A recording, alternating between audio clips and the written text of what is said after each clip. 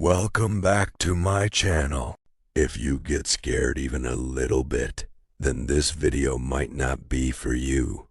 Watch at your own risk, because today's story is dark, mysterious, and truly terrifying. Hello friends, how are you all? I hope you're all doing great and life is treating you well. I'm guessing you've already listened to my last horror story, but if you haven't, don't worry. I'll leave the link right below in the description box. Today's story is going to be incredibly terrifying. If you have AirPods, headphones, or earphones, put them on right now. Go into a separate room, turn off the lights, set your phone aside, and just lose yourself in the story through your headphones. Today's story is called The Midnight Shift Encounter. People say night shifts are only for money. They say the night brings silence and peace. But I know that's not true. My name is Victor. 2 years ago, I worked as a security guard in an abandoned industrial area outside the city. I thought it would be an ordinary job. But the night I saw that bus, my life changed forever. Today, I'm going to tell you a story I've never told anyone before. And if you work alone at night, be careful. The industrial area became a ghost town after 8 p.m. Tall factories stood silent. Old machines rusted in the darkness, and the only streetlight on the road flickered every 10 seconds. My shift was from 10 p.m. to 6 a.m. That night was freezing cold. The fog was so thick that I could barely see 5 steps ahead. At exactly 2:15, I was checking the perimeter with my flashlight when I heard the sound of an engine. No public transport ever used that route. Yet through the fog, an old rusted bus slowly appeared and stopped in front of the main gate. The engine died. Silence filled the air. The door opened. An old man stepped out. He wore a white kurta and an old cap. His face showed no emotion. He simply stood there, smiling at the driver. A smile that didn't look human.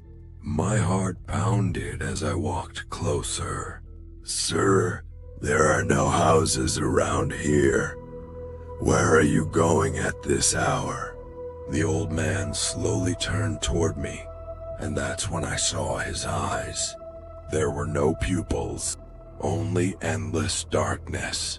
He pointed directly at me and whispered, "Victor, your shift is over. Now it's my turn." I stepped back, but my legs refused to move. Suddenly, the bus engine started by itself, and within seconds, the bus disappeared into the fog. Terrified, I ran back to the guard room and locked the door.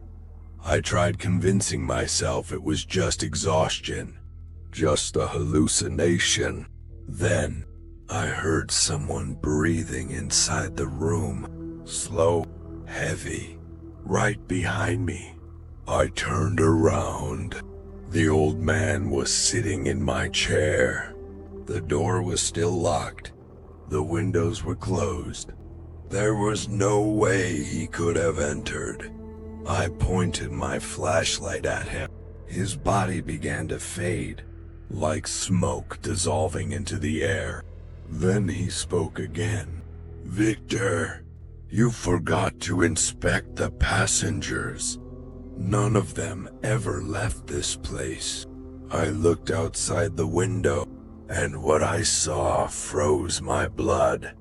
Inside the factory windows, thousands of people were standing, all dressed in white, all with empty black eyes, and every single one of them was staring at me. I wanted to scream, but no sound came out. The next morning, My supervisor found me unconscious in the guard room. He woke me up and laughed. "Victor, are you here to work or sleep?" I never told him what happened. I collected my things and resigned that same day. Even now, whenever I drive down an empty road at night and hear a distant bus horn, my heart stops for a moment, because I know that bus is still out there, still searching for its next night guard. And if you think you're alone during your shift, look behind you. Someone might already be standing there. And that is where today's story ends, my friends. I really hope you all survived this nightmare. If this story scared you and you liked it, please go ahead and hit that like button. If you're new to the channel, don't forget to subscribe so you never miss an episode. I'll see you in the next horror video. Until then, goodbye.